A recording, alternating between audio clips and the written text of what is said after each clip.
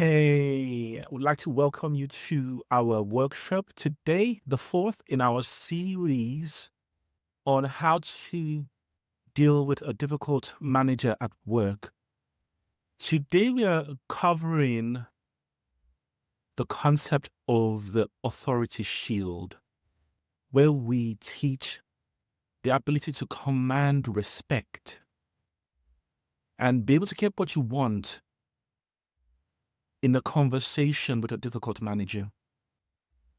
So if you find yourself in a situation where you have to have a discussion that feels almost like it might become a confrontation and you're struggling with the idea of how to come across or how to manage your emotions in that kind of moment, the strategies we're going to be covering today will be giving you the tools to make sure that you can feel the dread, go into the situation, feel confident, and be able to carry your conversation through without kind of falling apart.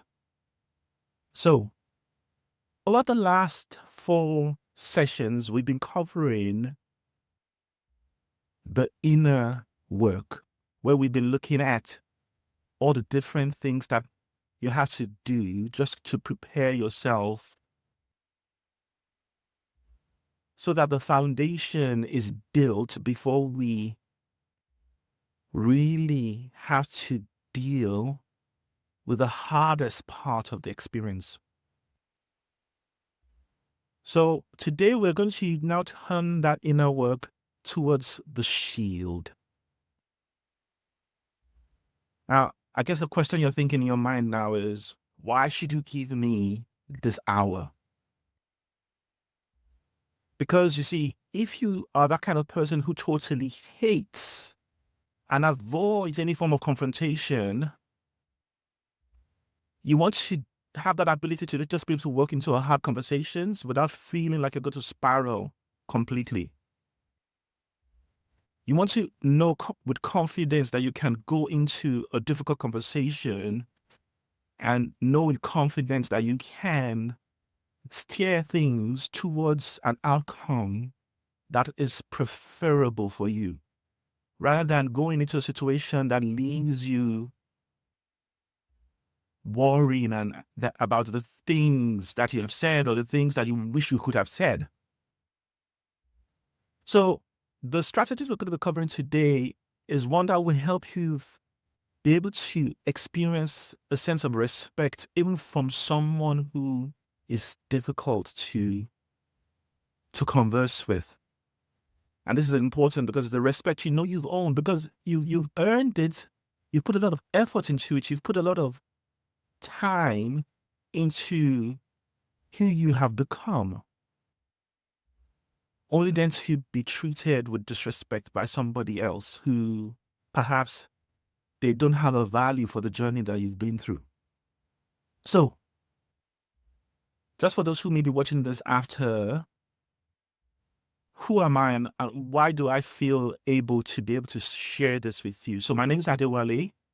I'm the founder of StressTherapist.net, and I'm a licensed consultant psychotherapist with over 30 years of training with working with people struggling with high functioning depression, trauma, personality difficulties, and all forms of anxiety. Now, I've helped over 1,600 people break out of this survival mode of living using my four forces framework. And this helps them to stop just sacrificing themselves so that they, they can just keep functioning. In other words, you stop just surviving and start living. Now, if you've been with us over the last four sessions, you would know that we've been talking about running our negative pattern breaking seminars. In other words, we're breaking the negative patterns you might have in your life that are causing problems, negative patterns that might be leading to exhaustion, negative patterns that might be leading to stress and difficulties. And so this is what we are building over the number of months to come.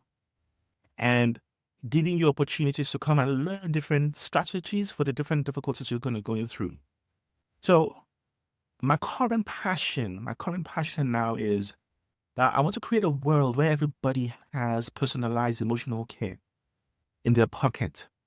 I'm kind of using my knowledge of AI and my knowledge of psychotherapy and neuroscience and helping people develop tools that they can have in their pockets and use as resources for keeping themselves emotionally steady. So watch this space. One of these days, you're going to see an application. It could be an application in your phone. It could be a different total equipment that is helping people survive better emotionally. Back to our seminar. So now what everybody believes about authority is that if you know more, if you can, or you're able to prove more, then respect should follow. Maybe more facts. If you can prove more facts, you bring more data and bring more proof to win the point. Or maybe you are able to have better comebacks. You are able to think about what should have said rather than replaying arguments later. Perhaps maybe to script a sharper comeback and say exactly what you wanted to say rather than thinking back later, I should have said this, I should have said that. Right. So the belief is that if you are able to do this, respect should follow. And so you might find yourself keep trying harder to present yourself in this way. But the more you try, the harder you try, do you realize actually the respect doesn't come, especially from the toxic people. It never does. But what's more ironic about this is that, have you ever noticed how the person who seems to get the respect or who seems to kind of projects the authority is the person who knows the least? Have you ever noticed that? How that person who is projecting all this confidence comes and acts as if they know. In your mind, you silently know that they don't quite know because you actually know. It's just that you haven't learned the strategies to sort of be able to speak up in a way that feels respectable. They are there with empty shells, proving themselves as they know. Proving themselves that they are confident, they are competent. And the irony is the people around you, they're believing that these people that they're actually competent. How do I know they're believing? Check, who do they promote? Who did they talk of as they really know their stuff? How often is it that the person who becomes the manager perhaps doesn't even know as much as you do know yourself? Yeah?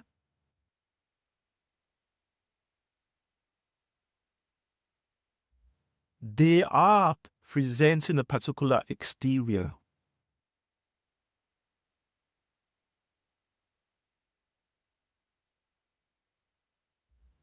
And it's important that you start to take on board this mindset, because this is the mindset that starts to shift the power balance against you. So I'll use the concept of the shield, which is what the title of the presentation today is. We're using the concept of a shield. Somebody who's just bluffing their way. The reason that they're often bluffing, that they feel able to bluff, is because their shield is very lightweight. And what do I mean? You see, your shield, if you're struggling, to show up with confidence, to show up with your real core sense of who you are, it's most likely because your shield is heavy. It's loads heavier. It's heavier than theirs. Theirs is lightweight. Why is theirs lightweight? It's lightweight because they don't have the things that you are dreading you could lose. If you think about what makes you tense in front of a difficult boss, you care about being right. You care about being judged correctly. You care about not looking stupid. You care about your work being of a good quality. All of that is weight. It's weight that holds you back from being able to present your true self. The person who's bloodthirsty, they don't carry that weight at all. They don't actually know the material you know. In fact, they don't really care about it that much. They're not as invested in trying to sell themselves. They are not. When I say they're not as invested in trying to sell themselves, that might create a bit of a question in your mind. But in essence, what I'm saying here is they don't really care whether they're wrong. And that's why sometimes they might say the most wrong thing in meetings, and you are just squeezing your face thinking, did he just say that? Or did he just say that? And what happens is they get away with it. They get away with it. Yeah? That's the cruel twist, because their sense of ease comes from an empty place. They look authoritative precisely because they have nothing real online. So what am I really saying here? What I'm saying here is that authority is not in the shield itself.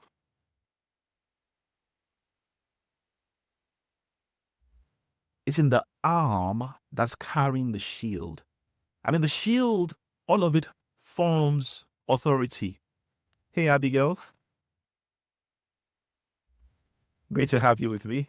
You might be the only person I have today, but I am doing the presentation just in case people will still watch it later. Can you hear me? Can you hear me? I can hear you. I can hear you. Yes. I can hear you now. Yes. I was thinking this would be one of those that I would do the presentation on my own completely, but it's fine. But can I just check on how you are though before we carry on? I'm all right. I'll just listen then so that you can take your time and do it and then. That's totally fine. Cool. Yes. So, as I was saying, the authority is not in the shield, it's in the arm that's carrying the shield. And that's sort of backward, because the shield is very important for being able to protect the authority. But if you think about a shield, and when I was thinking about how to explain this shield, a number of ideas came to mind. And one idea is how heavy a shield is. I can remember the story of David. He just didn't want to have the shield because the shield was just too heavy for him. Now, when we're carrying this authority shield, if your hand is not strong enough to hold the shield up, then the shield is not going to do you any favors. So we have to do the work to strengthen the arm first before the shield can actually be useful. And this is why this is important, because your arm is like it's holding the foundation together that the shield is going to be built upon. So we'd like to kind of explain it this way. All the work we have done from the last 3 sessions up until now, this is like the foundation that you are going to be able to use to hold the shield. If you try to skip that work, and go to what I'm going to show you next, I try to do that, you'll find this a huge struggle. It just won't work. It's a bit like they're saying you have to plant a seed before you get a plant. You can't get a plant if you don't plant the seed. You have to do the work of sessions 1 to 3 because this builds that inner sense of stability that then the shield can actually stand on. So, well, I'm going to just go and explore what the authority shield is exactly. And I don't know if I can and disturb you a little bit here, Abigail. I know you said you just kind of listen in the background, but just wanted to ask you, just kind of looking at this diagram I've shared here, what's your sense of what is sort of reflecting to you? I can't actually see the diagram, my brother. Am I not sharing the screen? I'm just seeing you, not the diagram. Oh my word. So I've been doing the presentation without the screen. I thought I was sharing the screen.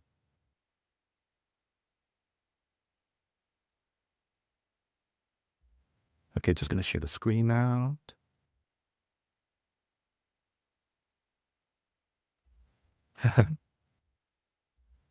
I was thinking I was sharing the screen I can see it to now. but fortunately I'm recording with the screen shared anyway. So yes. But everything I've said up to now makes sense, yeah? It doesn't sound vague or Because I was a little late, I just got on there, isn't it? So that's why I said I would listen, come back later on. But I can see your screen now. you can see the screen now, yes. And So from your perspective, from what you're seeing, how are you thinking this might be building an authority? Just kind of have a guess. You don't have to know everything now. so from what I got when you were talking before, when I couldn't see the screen, which I couldn't connect, you were Right. talking about a shield. So your arm being a shield. So for example, if you're going to fall, your hands is what will be shielding you, kind of go Exactly. back. Yeah, so that's as much as I got from it, but I apologize. I was a bit late. So So the arm is actually what holds the shield up. So exactly what the stuff we've done over the last 3 sessions, this is almost like the arm. In other words, what are the things we did over the last 3 sessions? We worked on processing the trauma by mapping where stress patterns come from. We worked on regulating your nervous system, so building the stamina for stress. And then we also worked on dealing with the prediction engine, the tendency sort of to predict, focus on predicting what the manager is going to do or how they are going to react, but focusing more on how you predict more of yourself and how you will react to the different behaviors. So those are like the foundation, that's the arm, that's going to hold the shield that they're going to talk about together. I hope that kind of makes a bit more sense now. it does. Thank you. Yes, thanks. Thanks for helping me sort of kind of to clarify that. All right, so now talking about the shield itself. So this is really going to be the core of the rest of the webinar today. So we start as the shield, the bottom layer, which is sort of the rebar. This is the reinforcement bar that you see them putting into buildings. You know, when they are creating a concrete slab, they put loads of metal strands in the concrete slab. And the idea is that although concrete is strong, without those metal strands, it's very brittle and can break very easily. But as soon as they put those metal strands in it, the concrete just becomes a lot stronger. So the strategies in that first layer, these are like the rebar, the reinforcement bars that you're putting in your concrete concrete for the shield that we're building. So actually, just give me a second. Yeah, right. So the first one is the bank of evidence.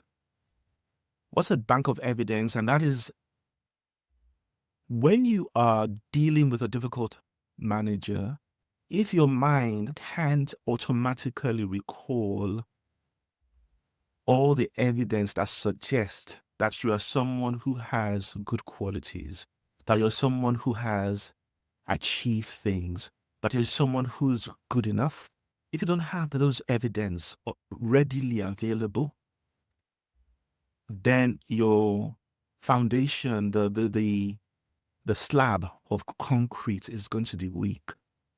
In other words,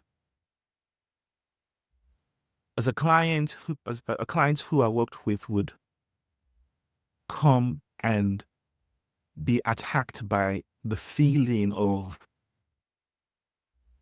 I'm going to be found out because I don't feel I'm good enough, and they really, really know who I am really. The irony of this is that who he is really is someone who has worked his way hard to be able to manage a team. They've recognized him, and they've recognized his abilities, and they thought he was that capable that they've given him the job of managing the team. However, the evidence bank that he keeps bringing up in his mind are all the things that have not worked well, all the failures, all the experiences that have not gone right. Which is ironic because if he was to survey his whole history, he has loads of experiences that suggest that, yes, there are things that he has failed at, but there are also loads of things equally, I mean, maybe even more, that he has succeeded at. But because the evidence bank that he has been focusing on 100% of the time mostly is about the things that have not worked out well, his brain is not readily able to access and use the positive evidence bank. So that's the first thing. So that's dealing with things from the past. Then the second thing is the source filter. You're sort of filtering the source of what you are currently experiencing. So you're filtering the source of what you're currently experiencing. So if you are currently experiencing, this manager has come and he's asked me for something, and he's requested something, the question we need to start asking ourselves, first of all, is, should I respect this person's judgment on this particular thing he has brought here?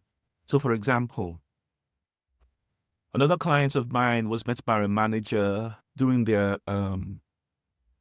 one-to-one meeting.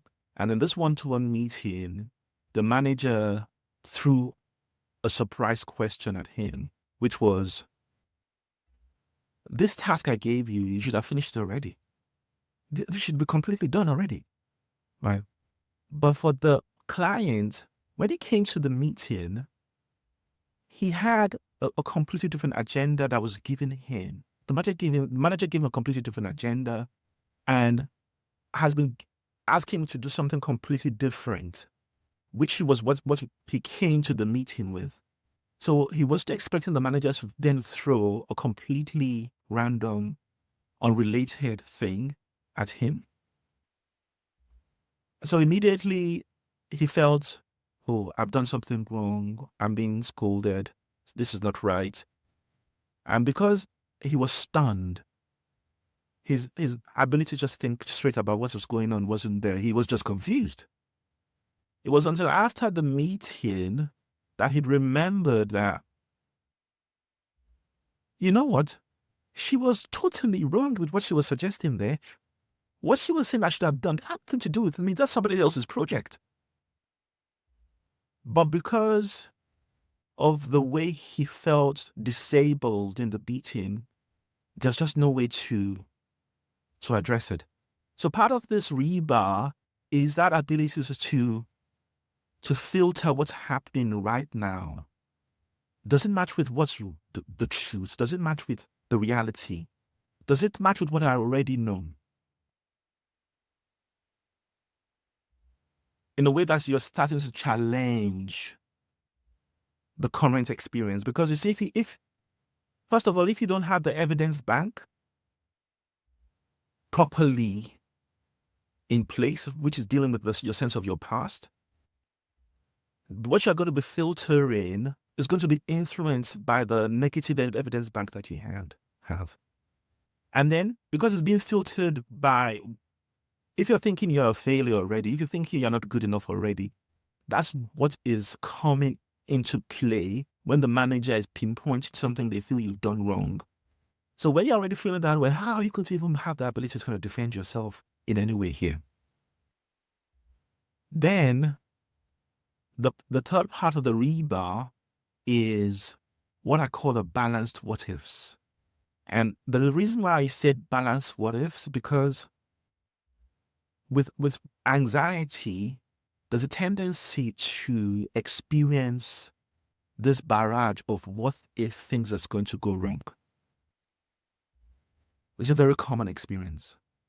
And if you are prone to constantly be trying to prevent things from going wrong, your brain is going to be focused strongly on what is going to go wrong? What if this goes wrong? What if this goes wrong? Again, if you're coming to the manager in a one-to-one meeting with a lot of what if this is going to go wrong, that has already destabilized the cement, the rebar in the cement that we're talking about. So just want to kind of welcome Mona, and just to kind of explain quickly to Mona, we're discussing what the shield is now. But what we have said before is that before you can even begin to use the shield, the foundation needs to be strong. And the foundation is the things that we've discussed from session 1 to 3 in the last 3 webinars that we've done. Without that foundation, being able to kind of carry this shield will be just too heavy. So as part of this shield, we're saying this shield is actually formed of these 3 layers. The bottom layer is what we call the rebar. And again, the rebar is the reinforcing metal bar that holds a cement together, makes a cement stronger. Without this rebar, there's just no way the shield is going to hold. And the rebar here is formed of these 3 things that we said. Having a positive evidence bank in your mind. And when I say the evidence bank is all the things that suggests that you have good qualities, you are able to achieve things, you have experiences of putting yourself into things, getting it done right, and coming out with good wins. You have experience of people telling you that you're good enough. All of these are evidences from the past. If we never reflect on them, we were never able to pull them forward into our current experiences. And it just makes it hard to even start to deal with a manager here. Now, this is even harder if you struggle to manage situations where it feels like it could turn into a confrontation. And that's why this authority shield is so important, because in those situations where you are dealing with a toxic manager, there's a high chance that it's going to become a form of confrontation that you have to manage. And if you're someone who tends to avoid confrontations, being able to have this rebar layer steady and strong, this holds your ability to hold your shield up properly. All right, so can I just reflect if my explanation of the rebar has made sense? Do you guys have any questions or any misunderstandings about the rebar?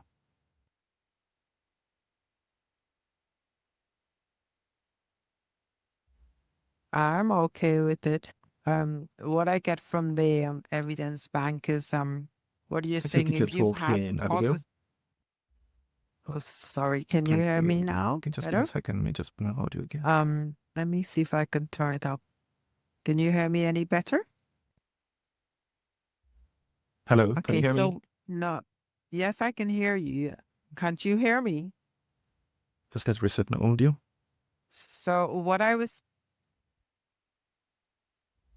from the evidence back is if you've got positive experience there, when you get to the source of filter, you're able to deal with it better. That's what you're saying, isn't it?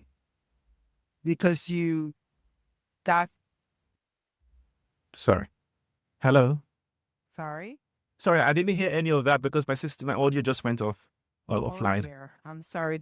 I was saying what I understand from what you're saying about the evidence path is if you've had some positive experience in the past, it builds your confidence, isn't it? So when Yes, you get to the source filter, which is the present, you're able to manage that better. You exactly. have less of the what ifs. Exactly. Had experience in the past that has kind of give you that concrete, as you're saying, foundation Yes. to go on. That's my understanding. Exactly. Exactly. Yeah. So as another example would be, let's say you are learning to drive a car. Let's say you've never driven a car before. You get into the car and you have in your mind experiences of a lot of people who have had accidents. If that's all you have in your mind, in a way that becomes like an evidence bank in your mind about the dangers of being able to drive. And if that becomes what is on your mind, you start to find yourself feeling very anxious about the experience of driving.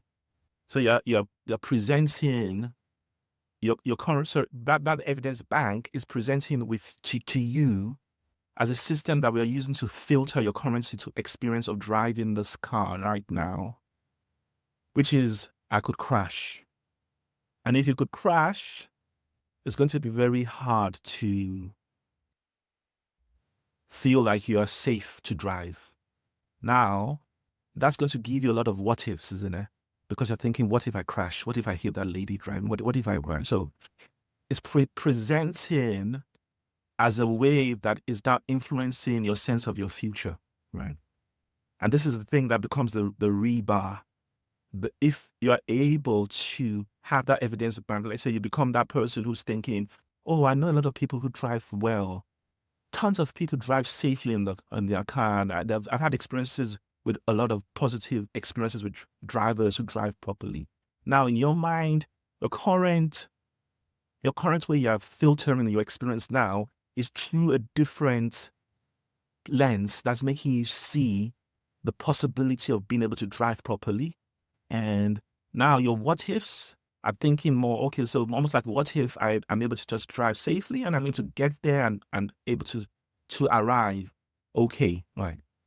So this is what's happening in the rebar, but in the case of a manager that you're in front of, if you are the one who's filled with the negative evidence from the bank and your source filter is not working properly in your favors, is thinking about is not it's just filtering away all the positives and allowing in all the negatives from the manager.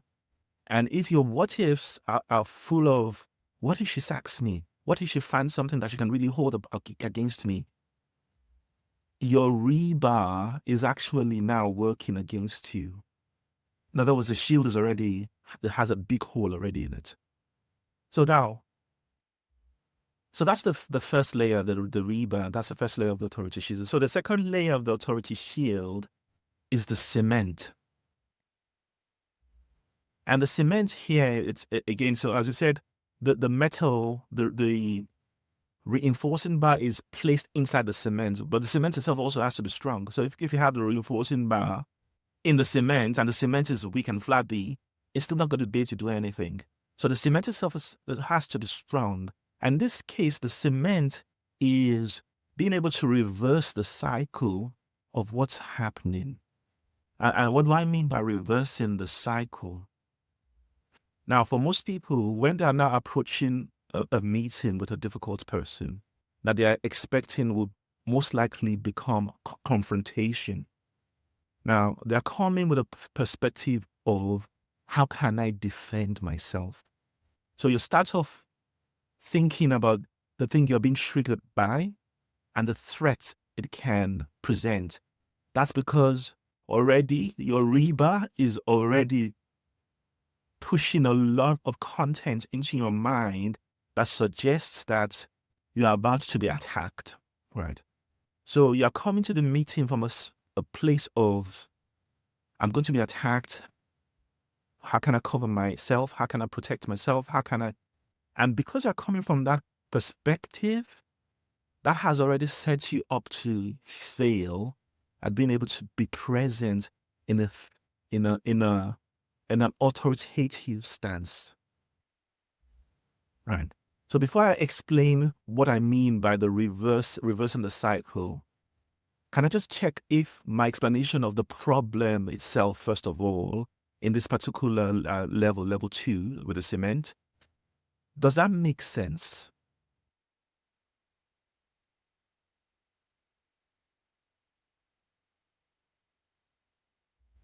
Please, Mona, also feel free to talk. I guess the more we are able to have an interaction about this, the better the content will be for you.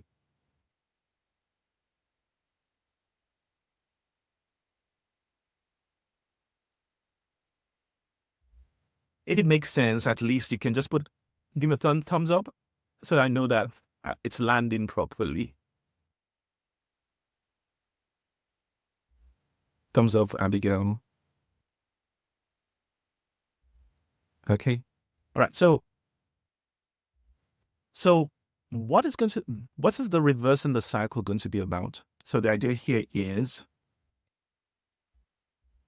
we have to think about what cycle we're going through whenever we're dealing with this kind of confrontation, and actually start to kind of reverse it come at it from the back.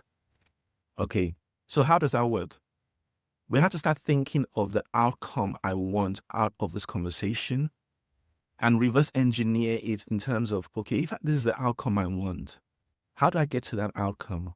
As opposed to, if this is the situation I want to protect myself from, how can I protect myself? We're thinking in a very different way. And I'm going to give you an example from one of my clients who was faced with a manager. So this, not necessarily his manager, but the person was managing the business progress, so the progression of the whole business. And whilst he was a manager of his department, she needed the whole company to move forward, and she was just causing him a lot of stress. And whenever there was a meeting, he would come to the meeting already pent up, expecting to be attacked. And often it became a bit of an argument that then left him really sour and left him really frustrated and feeling like, okay, this company they don't value me anymore. Starts to look for a new job. So we started to look at it from this different perspective of reversing the cycle. So initially, his initial cycle would go something like this: I'm going to be attacked. This lady doesn't like me. I need to figure out how I can argue my position, how I can make sure that they have nothing to prove that I'm not doing my job well. And then because he's thinking like that, obviously he's already feeling frustrated and anxious, frustrated, bitter. But this is all negative emotions. And because he's feeling like that, that is now triggering a need to sort of defend and protect. So his body is already tense. The energy he's given is already an energy of fight. And so by the time he gets to the outcome of this experience, the outcome becomes, he couldn't even explain himself properly. She seemed to have a comeback to every single thing that he's saying in a way that just made everybody in the team seem to think he was the problem when it wasn't necessarily the case. So it leaves him in a situation that was just worse off. So that was the cycle that he started with. Now we reverse that cycle to think, okay, what I want at the end is to feel supported by this lady and by the whole team. That's the outcome I want. So if that's the outcome I want, what is the reaction that will create that outcome? Because my current reaction is just never going to create the outcome. I have to find a different reaction that would also be preceded by a different feeling. In other words, before I can have that outcome, I have to be able to feel calm and collected and at peace. If I feel calm, collected, and at peace, that would influence the reaction that I am reacting with. And if it influences my reaction. So, if, for example, if I am calm, collected, and at peace, it means I'm thinking a lot clearer. It means I can actually see the person, hear the person better. It means I can actually see the loopholes in their thinking in the moment, which is different from if I was tense and just on the defense. I won't even be able to see any of that because I'll just be all blinded by what I'm going through and the need to protect myself. But because now I'm calm and I'm in a better mind space, I can actually think through what they're saying a bit better. I can see the loopholes and I can help them see how where they are going could actually make it worse off for them in a way that makes them see that actually they are better off supporting me because it serves their goal better. Now, that's going to land better when we get to the third step, where we come to something called tactical empathy. But the idea here is I'm having a different outcome in my mind. I'm not starting off with the need to defend myself. Because if I start off with that, the foundation, the shield has broken down from the beginning before I even do anything. Yeah. So we are reversing that cycle. Okay. Can I just check with you all that my concept of reversing the cycle, does it make sense? Does it sit with you? How does it sit with you? Does it create more questions? If it creates more questions, what questions is it creating? You can type your questions as well if you don't feel comfortable to talk with the mic.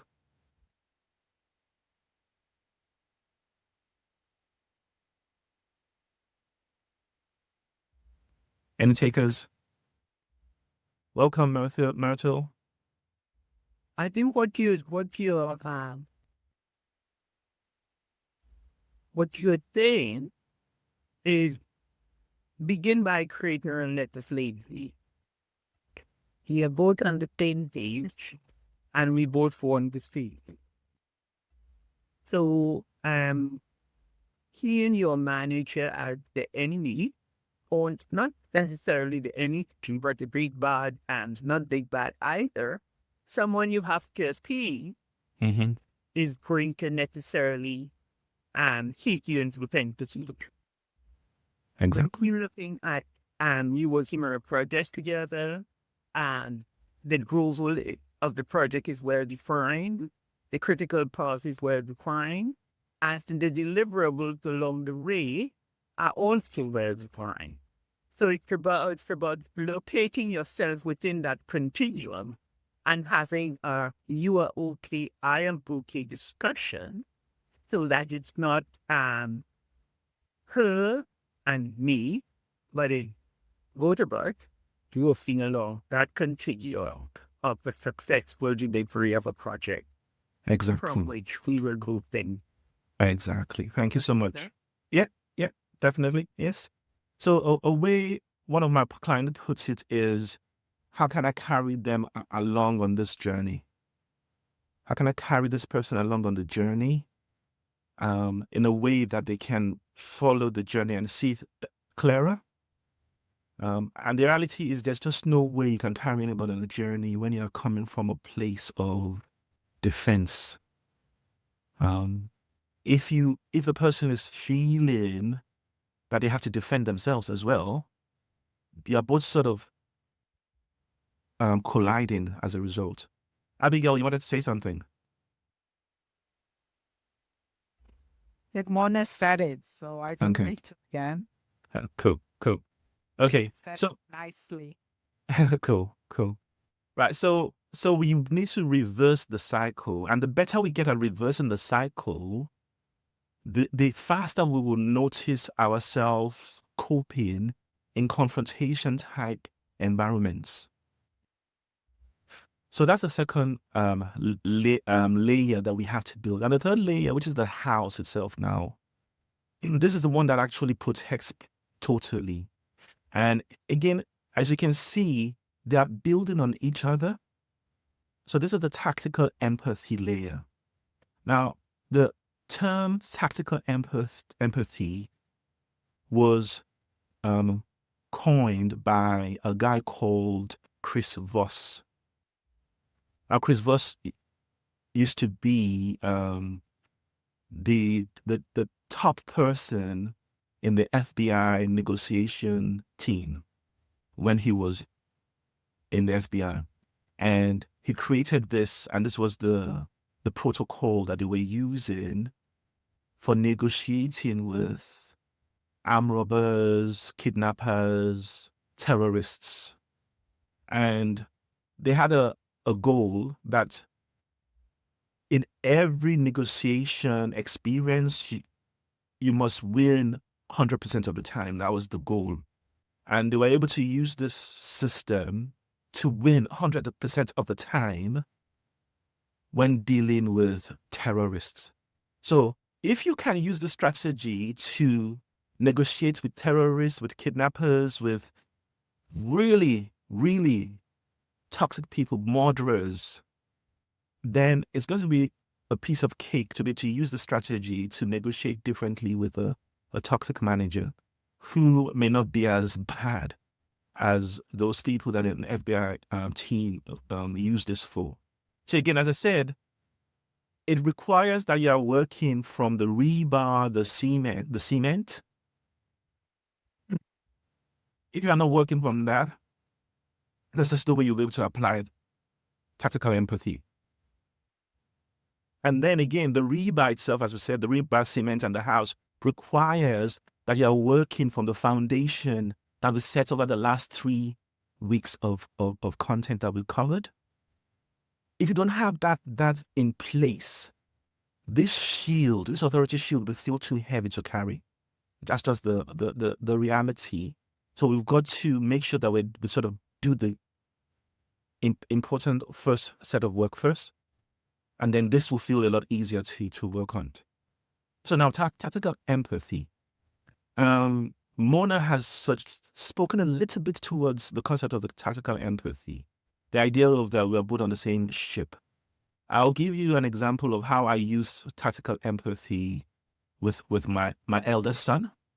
And obviously, I won't compare my eldest son to a toxic person or even to any of those people that the FBI work with. But in this situation, he wanted money. He wanted money to buy something. And now I could say to him, no, you can't have the money. That would be very rough and harsh and difficult and painful, and perhaps even hurt his ego. And because of who I am, I'm very protective of my children's ego. So I said this instead. I said, okay, I could give you this money, yeah? But you know that PlayStation thing we were planning to get for you, it means then that we have to forfeit this PlayStation. Right? And all of a sudden he understood, okay, that's okay. That is okay. I don't have to have it. In other words, what I've highlighted here is something you want now is going to spoil some other thing that is important to you. If you can sell that message with whatever it is that you are having to deal with the other person who is in this situation that could potentially become a confrontation, if you could sell that idea of this thing that you want is going to spoil something that is much more valuable to you, you can sell that idea across. What happens is the person starts to actually work better with you, because they don't want that thing that they value to spoil.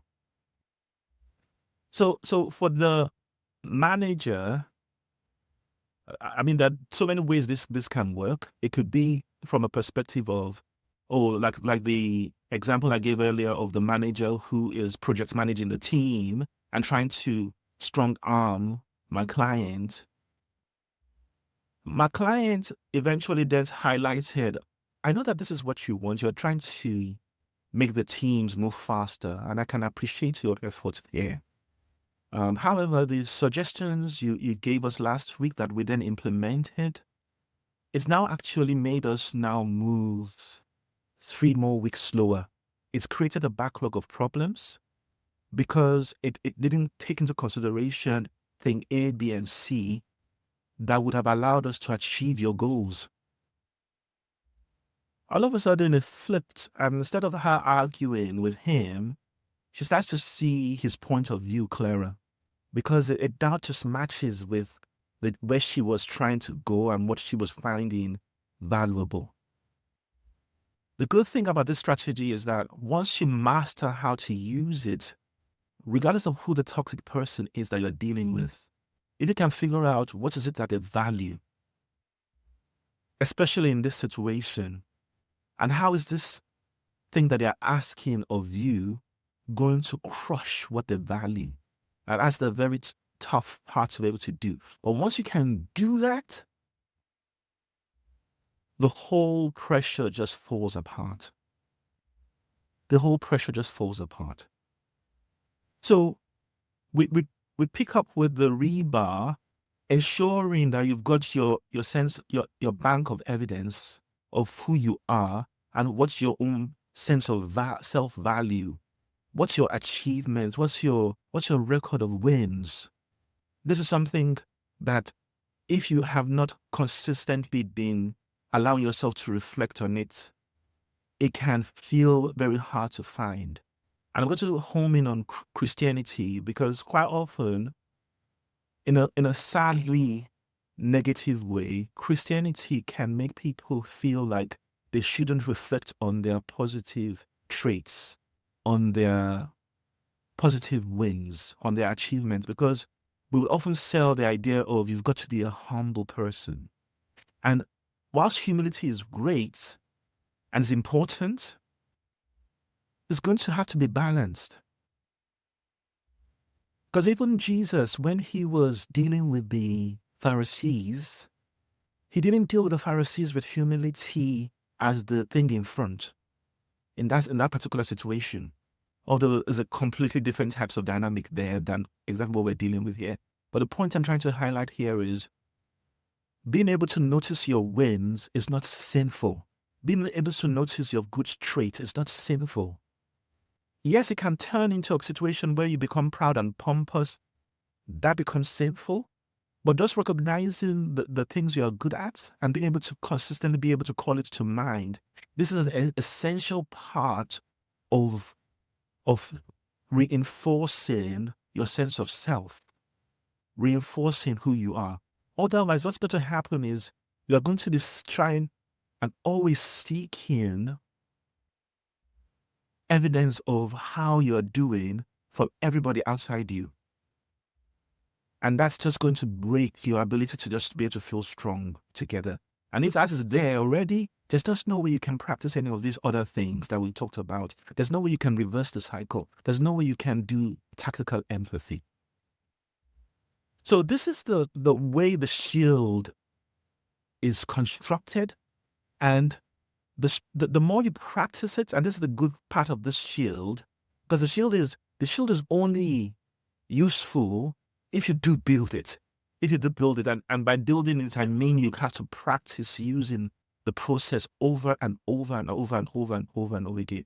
One of the strongest reasons why the practice of cognitive behavioral therapy is being used, touted as this best form of therapy that the government is supporting everywhere, is because it trains people to practice necessary habits. And when you practice, eventually it becomes how you just do things. So the same thing I'm trying to highlight to you here, that shield, you want to bake it into how you deal with things regularly to the point where when you are now in a situation where you're surprised, you are not caught off guard. Your brain can just access the tools by itself so easily because it's now second nature to you. Once that starts to happen, your shield is there, your shield is strong, your shield is unbreakable so easily as it used to be breakable.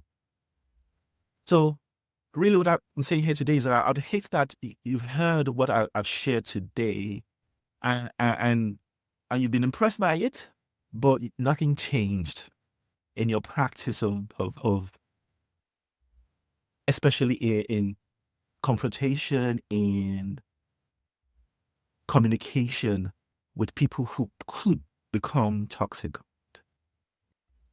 So we'll just say start today, but you may take an audit of all the different things I've talked about today and think, okay, where am I weakest at? And just focus on that and start there and start to practice that until you get good at it and move on to the next thing. So the more you practice this starts to help you become this real, strong, authoritative person that's not necessarily going about breaking people and causing problems, but that just feels able to stand your ground in situations, especially in situations where as you start to get promoted, because it gets worse when you get promoted, because the more promoted you are, the more you see these people who try to crush your sense of self. So this becomes a strong foundation that just makes you stronger the higher you climb in your roles. So I'm hoping that has all been helpful today.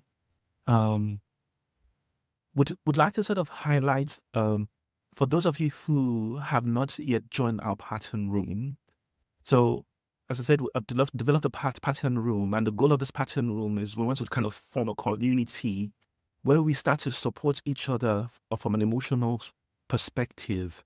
I hope that the pattern room become a space where we can chat about different things, talk about different things. People can raise questions, people can answer, people can support each other within that space. But the pattern room concept, over the number of months now, I'm going to be covering different types of topics. The last 4 weeks, we focused on just being able to manage a toxic manager at work and just be better at it. So I've covered very, very useful systems and strategies that I use in my daily work to help people break through these types of problems. And these strategies are constantly working to help people just feel stronger in their real life. So I find 5 people who were having panic attacks daily, almost on a regular basis, right through the day, sometimes, to the point where they are now able to feel strong and being able to just go to work and find joy in going to work instead of being bombarded by the experience of they're going to be attacked, they're going to fail, they're going to be crushed by this person all over again. So the strategies we're going to be learning are things that are going to strengthen you. I see a hand raised. Mona, do you have a question? I was just, it's just sort of a question observation. Yes. To what extent do you think that subjectivity is perception based? And if you are thinking sophisticated, you might jolly well attract that sort of behavior from those around you. Okay, so to what extent is toxicity perception based? And what's the likelihood of actually becoming the person who's attracting it because you are perceiving toxicity in places where there may not be? Is that what I'm getting? Is that correct? Yes. Okay. So I think the reality is you can have both. You can have a situation where the toxicity is literally there's really there. And still has to be managed very well. And it's quite important if you don't have the tool sets to manage that. But you can also have a situation where the toxicity is perceived, and quite often could happen because you have a lot of experience you've been through where people have treated you in a very toxic way, and perhaps it has almost crushed you. So it's often possible that that could create a perception of toxicity when there is none. So it can happen in both ways. However, would like to be careful, because even for the person who's perceiving toxicity when there is no toxicity, they still need to kind of do all the kind of works that we have done over the last number of sessions, because it helps them to start to open, especially the session number 1, starts to open to the patterns that's creating the perception that they are now seeing. Because without that, like what you said, they can then begin to give up vibes that attracts the toxicity. You will often find there's a common pattern where if there's a toxic person in a group, they are often homing on 1 or 2 people. They're not homing on everybody else. They're homing on a few people. And often what's happening is the vibe that person that they're homing on is given off has created that magnetism to sort of what you had described there, Mona. And so it's very important that you're aware that, okay, I'm perceiving toxicity. Is this actually the person? Is this person actually being toxic, or is this just really from a perception? Now, the caveat that I want to kind of highlight here, and it's very important, we don't want to gaslight ourselves as well. You don't want to put yourself in a situation where there's actually someone being toxic, but you're thinking that the problem is me, because you fear that you are just perceiving toxicity based on where you're coming from. So we have to sort of be mindful and be able to sort of assess it properly. Again, as I said, the sessions we've covered from the first session up to this session will give you the different tools so that you can discern the difference as well. Is this a toxic person, or is it just me perceiving toxicity? Did I answer all the questions you asked there, Mona? Have I left anything out? He did. I noticed that someone had stood up at things, and maybe at first might like to introduce themselves. But you said about gaslighting yourself. Yes. That one term I never got the meaning of. Because it's used in so many different ways. It's Yes. like the word woke. I'm still struggling with the word. What does that actually mean? And to me, gaslighting means someone denying your reality. Yes. Almost like making you see that you're hero. Yes. But I'm not even sure that can't what it means. And the word woke as well. Yes. You get people just using this word loosely. What if it does it? Yes. Well, hurting it's still a work in progress. All right. Okay. So, I mean, like you said, but gaslighting yourself definitely is, like you described, where someone is trying to deny your reality of what you experience. And so when it turns inwards, you are now denying your own experience of the reality. And that can be really, really emotionally breaking. Because if you think about it, our brain, sorry? You become the problem. It's almost like you stand in your way of being able to break through whatever the problem is. Yeah. So you become the block to the path to freedom, if you could say it that way. Yeah. And often you're not doing it, obviously you're not doing it intentionally. You're doing it from a space of trying to protect, trying to understand, but because you don't quite understand and you start to do something that starts to then work against you, is a very, very bad and difficult place to be. Abigail, I see you had your hand raised.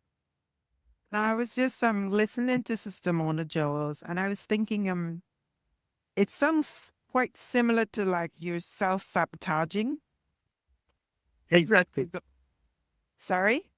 Yes, Oh, exactly. I get that. Yeah. Yes. So when I hear about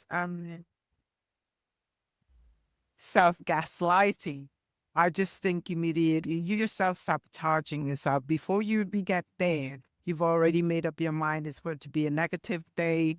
Instead of starting very positive and bringing a positive vibe, but you're going in thinking, well, oh no, I've got to deal with this person, and this person is negative, therefore I'm going to have a negative day. Instead of going in thinking, well, hang on a minute, that's their I can't do anything about what they want their day to be like, but I can do something about what I made of my day by going in with a positive energy, and hopefully the positive energy kind of have more positive force than the negative one to bring about at least a medium in the situation. But instead of going in there thinking, oh no, it's going to be a horrible day because this person not, that's you sabotaging yourself, or as you say, gaslighting your own self.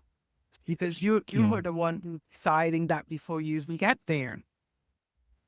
Yes, yes. And sometimes you have been past the boss and um worker, for lack of a better word, situation. But even in social situation and in the form as well in the community and voluntary work, whatever, you have strong personality. Yes.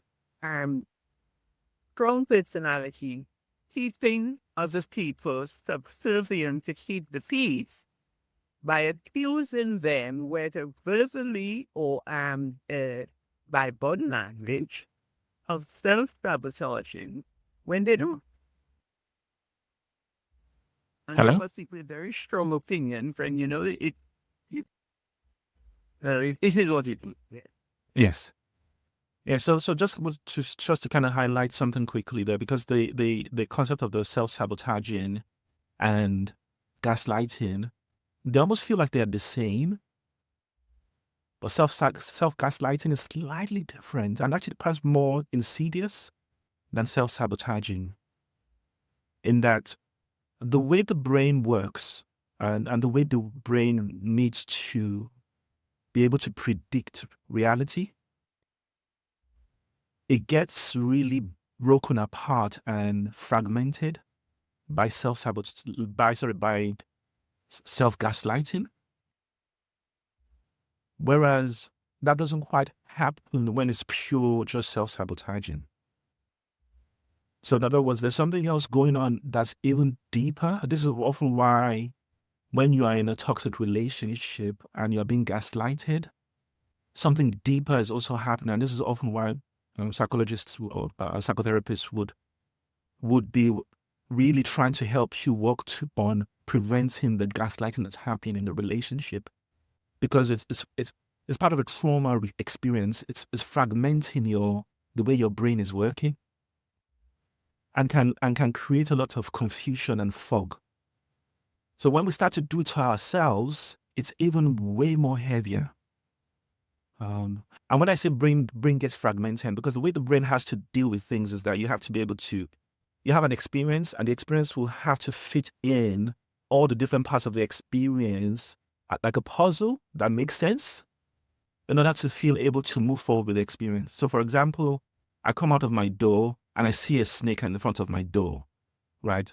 Next time I come out of my door, I know it's possible to see a snake in front of my door. And because I know it's possible, that perhaps prepares me just in case there's a snake in front of my door, right? So the brain is doing that prediction and is all kind of working together.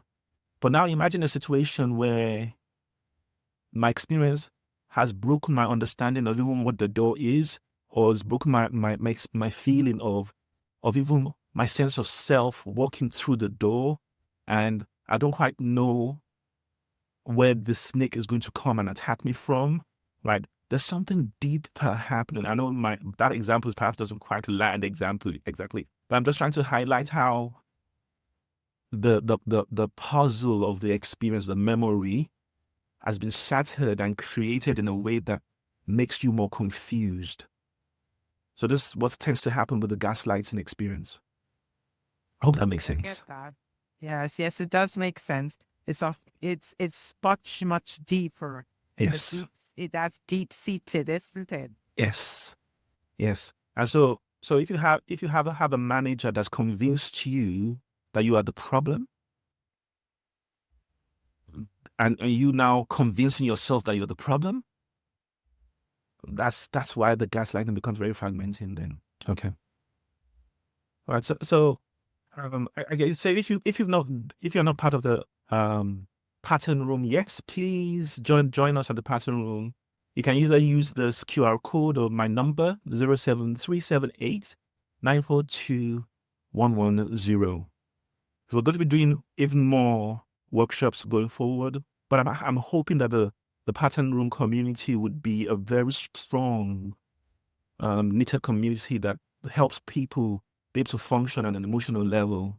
How we focus a lot on our spiritual growth, yes, but we focus less on our emotional growth as well. So we want to create a space where people can grow emotionally as well.